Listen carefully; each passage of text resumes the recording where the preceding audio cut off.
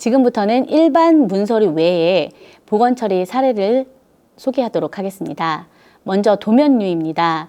도면류는 일반 문서에 비해 여러 재질로 되어 있으며 도면을 그리기 위하여 표면의 가공 처리를 실시한 경우가 대부분이고 크기도 커서 취급과 보관이 쉽지 않습니다. 따라서 사진에서처럼 주로 말아서 보관하는 경우가 대부분입니다. 이렇게 보관을 하게 되면 세로 주름이 발생하게 되면서 물리적인 손상이 시작됩니다.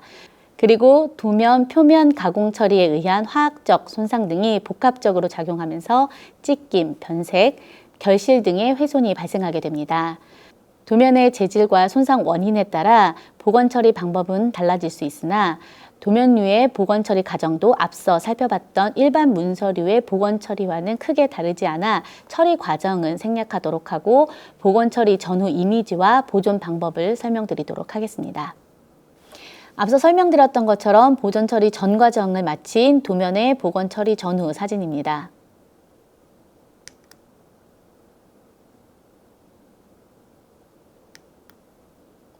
도면류는 특히 보관 방법이 중요합니다. 사실 가장 이상적인 방법은 중성 종이로 폴더를 제작하여 모든 도면을 도면함에 펼쳐서 보관할 수 있는 것이 가장 좋은 방법일 것입니다. 그러나 서고 크기는 한계가 있고 수십 미터에 달하는 크기의 도면들을 사실 이러한 방법으로 보관하는 것은 불가능합니다. 따라서 긴 도면류는 중성 종이로 직경이 7에서 5cm 정도가 되는 롤을 만들어 말아 보관하는 방법이 가장 좋은 방법입니다.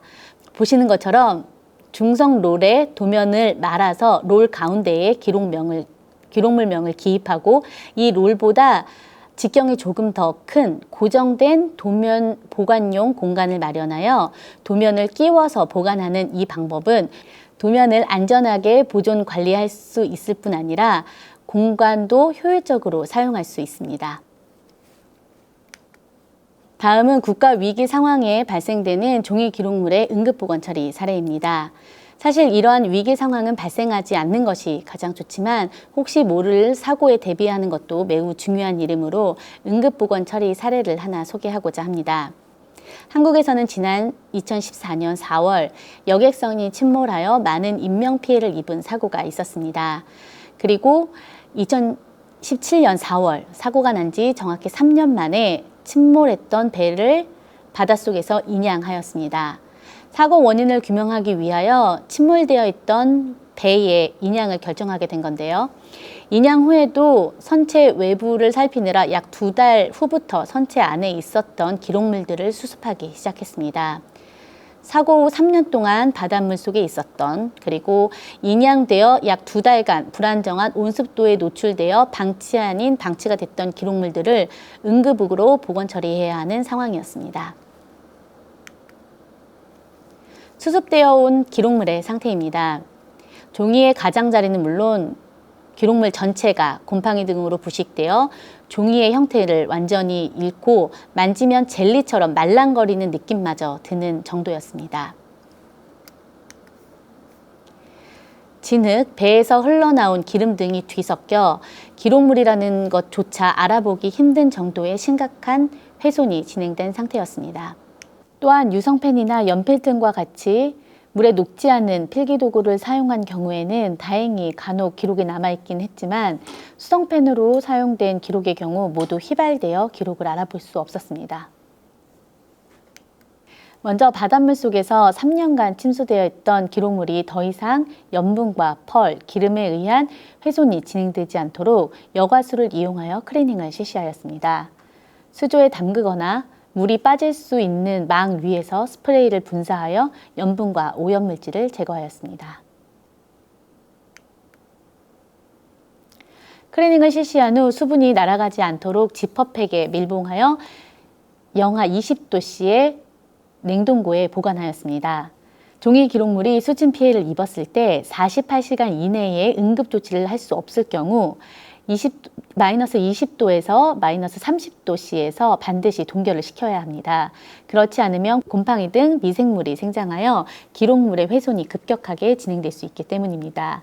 응급보건 처리 대상은 113점으로 한 번에 처리를 진행할 수 없었으므로 일단 수습되어 온 모든 기록물들을 클리닝 하여 영하 20도씨 냉동고에 보관하면서 하루에 처리할 수 있는 양만큼을 꺼내 해동하여 처리를 실시하였습니다. 처리 과정은 먼저 냉동고에서 꺼내 해동을 시킵니다. 그리고 두 번째로 큰 덩어리의 기록물들을 작은 단위로 소분하여 여과수로 다시 한번 세척해 주었습니다.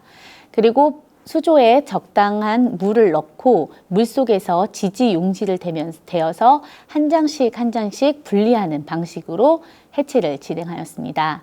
한 장씩 분리된 기록물을 마지막으로 다시 한번 클리닝해 주었습니다. 분리된 낱장의 기록들은 이미 종이로서의 힘을 다 잃은 상태였습니다. 따라서 얇은 닥지를 이용하여 기록물 뒷면에서 보강 처리를 실시하였고, 그리고 기록물 사이에 흡수지를 끼워 프레스하여 건조시켜 주었습니다.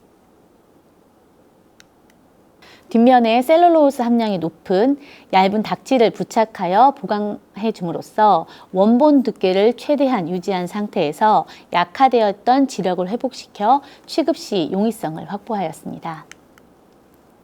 복원 처리 전후의 사진입니다.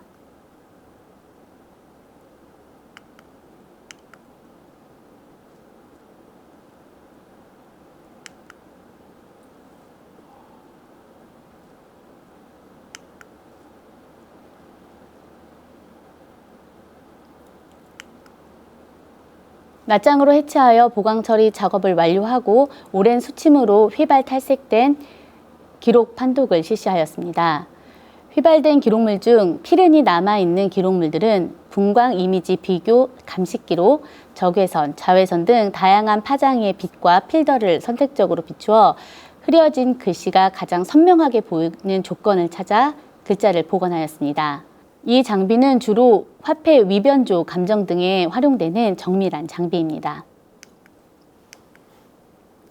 육안으로 판독이 불가능했던 기록이 적외선 조명을 통해 문자의 식별이 가능해졌습니다.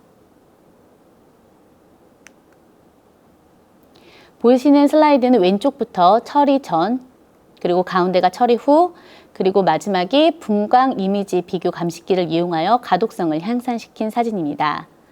불의의 사고에 대한 사고 원인 규명 자료 확보를 위해 긴급하게 이루어진 이번 응급보건은 약 9개월에 걸쳐 113점을 처리하였습니다.